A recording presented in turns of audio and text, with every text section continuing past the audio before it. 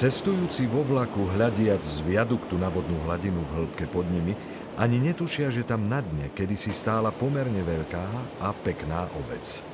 Ružín.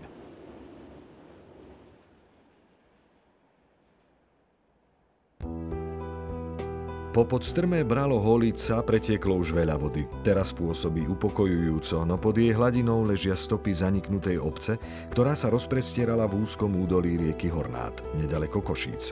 Po roku 1919 bolo v Ružíne 55 domov. Bola tu cirkevná rímskokatolícka škola, boli tu 4 polesia, predajňa so zmiešaným tovarom, hostinec, cedulovaná pôrodná babica a drevená hasická zbrojnica s ručnou striekačkou. Zo života obce počas slovenského štátu je iba málo informácií. Udalosti druhej svetovej vojny sa Ružína príliš dramaticky nedotkli a jeho oslobodenie prebehlo bez jediného výstrelu, keď sa k svadobnému sprievodu pridali ruskí vojaci. Neskôr nastalo obdobie kolektivizácie, hoci družstvo tu nikdy nebolo založené, lebo obec bola odsúdená na zánik. V roku 2011 sa Anton Medved spolu s ružínskymi rodákmi pustili do neľahkej úlohy zozbierať a napísať bohatú históriu obce Ružín od praveku až po jej zatopenie. História Ružína, dá sa povedať, že začína v priľahlých jaskyniach.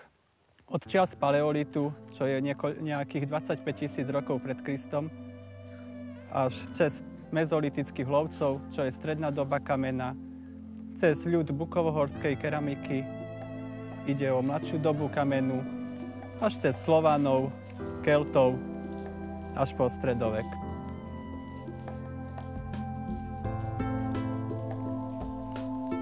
Zo stredoveku máme prvú písomnú zmienku o obci Ružín z roku 1386. Ňou kráľ Žigmund Luxemburský daruje obec Drieňovským Abovcom. Nevieme, aké historické okolnosti spôsobili, že časom sa Ružín dostane do majetkového vlastníctva obce Sokoľ. Netrvalo to však dlho a už v roku 1429 získava Ružín aj so všetkými ďalšími obcami v rámci Sokoľského hradného panstva mesto Košice. A tak sa začína písať nová kapitola dejín.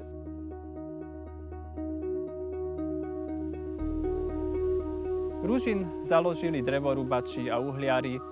Ako môžeme vidieť, podmienky sú tu drsné, na život neľahké a preto ich základným živobytím bolo práve drevorúbačstvo, ťažba dreva, splavovanie drevnej hmoty dole Hornádom a potom aj, ako som spomínal, uhliarstvo, ale aj baníctvo. Veľmi významne zasiahla do histórie Ružína výstavba Košicko-Bohumínskej železnice v 70. rokoch 19. storočia. Vtedy prišli do obce geodeti, zememeráči a Ružinčania mali možnosť prvýkrát vidieť aj účinky dynamitu, keď sa prerezával svah na budúcu železnicu.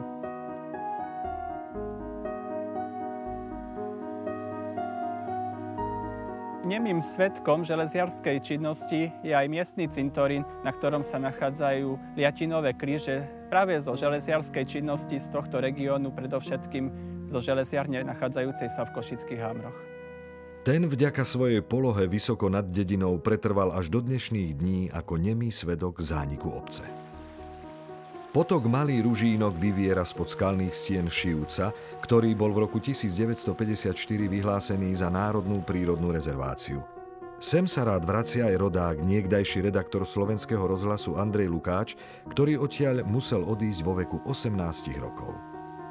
Dolina Hornádu, v ktorej sa obec Ružín nachádzala, je jedinečná z prírodného hľadiska.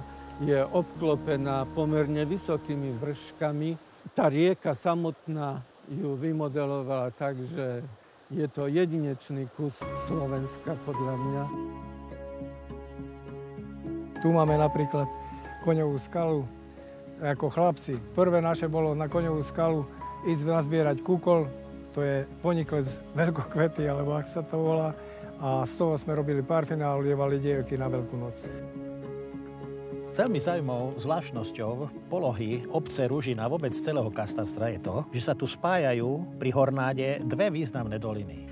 Jedna je Ružínok a druhá je Rokycina, ktorá ide až hore na hrebeň. A v letných mesiacoch, keď sú obrovské páľavy a teplý vzduch stúpa z juhu od Košic, sa šplhá po Hornáde, tieto doliny ako keby zabránili tomu teplému vzduchu dôjsť až do tohto chotára a tu je vždy čerstvo. Možno aj preto vysokoškolský pedagóg Juraj Hudák, ktorý tu v detstve trávil letné prázdniny u starých rodičov, prevzal starostlivosť o družstvo a chov oviec. Z toho kopca, ktorý je po ľavej strane, vytekalo množstvo studničiek. Jedna z nich je tu blízko, mali vynikajúcu vodu, či v lete, alebo v zime rovnako studenú. Tento muž nevynechá jedinú príležitosť, aby sa neprešiel po týchto lesoch. Vladimír Pivovarník. Nachádzame sa v údolí Malého Ružinka, kde je prameň, tzv. Vyvieračka potoka Malého Ružinka. Je plná, ale keď je väčší stav vody, je tam ešte vyššia jedna vyvieračka a tá vyschýna, keď je menší stav vody. O trošku viacej, asi 100 metre, je veľká ružinská jaskyňa.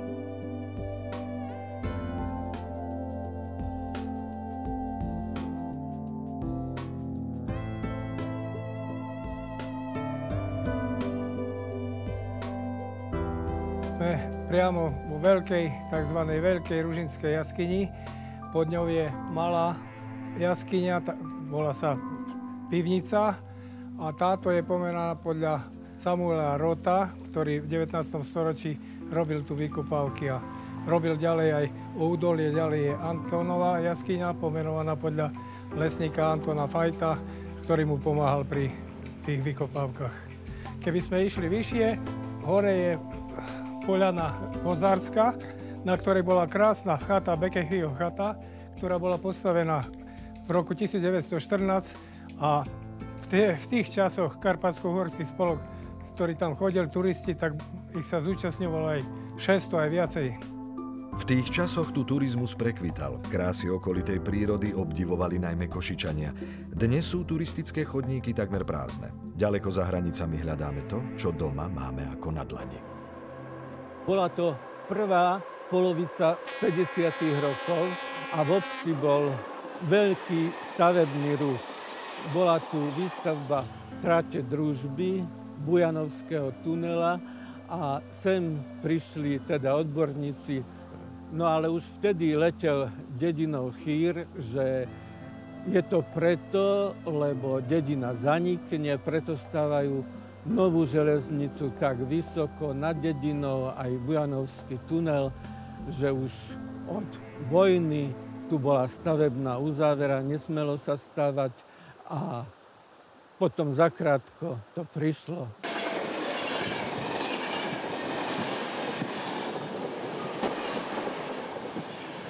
Železnica sa stala pre Ružín osudnou. Mnohí Ružínčania boli železničiari.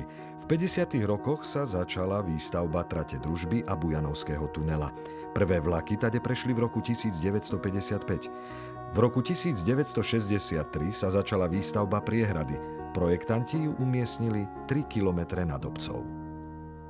V 60. rokoch sme sa dozvedeli, že sa vysťahujeme stade, tak to bolo aj pre nás, ale pre starších ľudí to bolo veľmi, veľmi stresové. To si viem predstaviť, že tí ľudia, čo tu nadobudli a museli všetko opustiť a ísť preč, takže veľa ľudí nechcelo, ale potom sa museli prispôsobiť.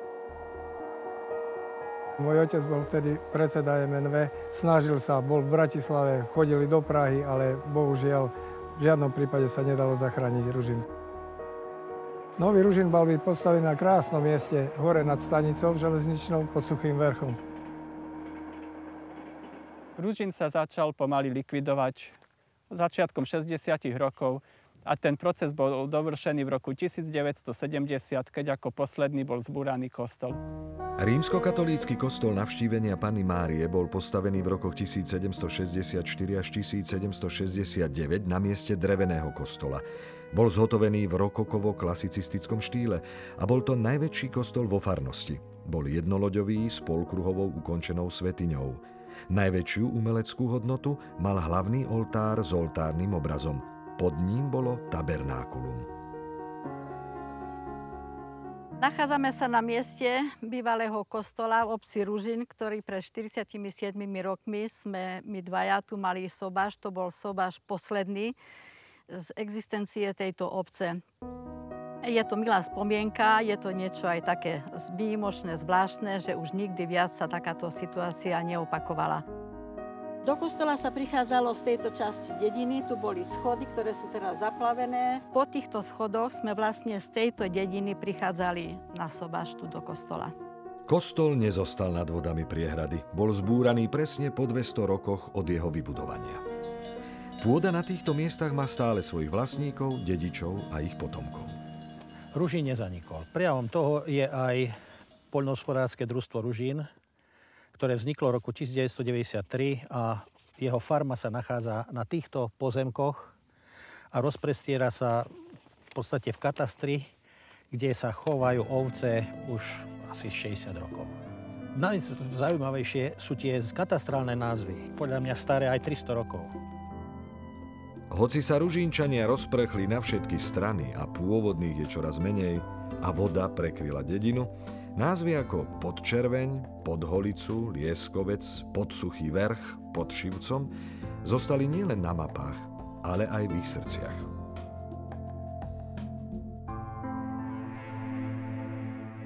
Ale tých 19 rokov, čo som tu prežil, sú nezabudnutelné roky.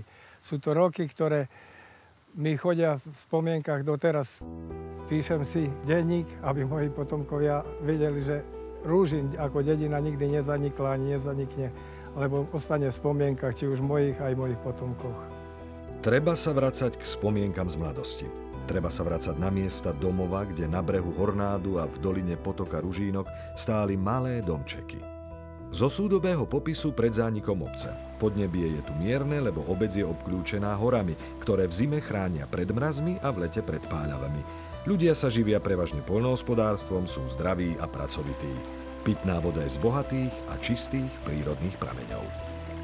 Teraz je už ťažké hodnotiť, či bolo nutné Ružín zaplaviť, alebo mohol na brehoch Ružinskej priehrady pretrvať dodnes. Dá sa povedať, že všetko pominulo preč, len tá voda v Ružínku žblnkoce vždy rovnako, už po staročia. A ostala ešte táto kniha. Kniha o histórii jednej takmer zabudnutej obce, aby sa nezabudlo.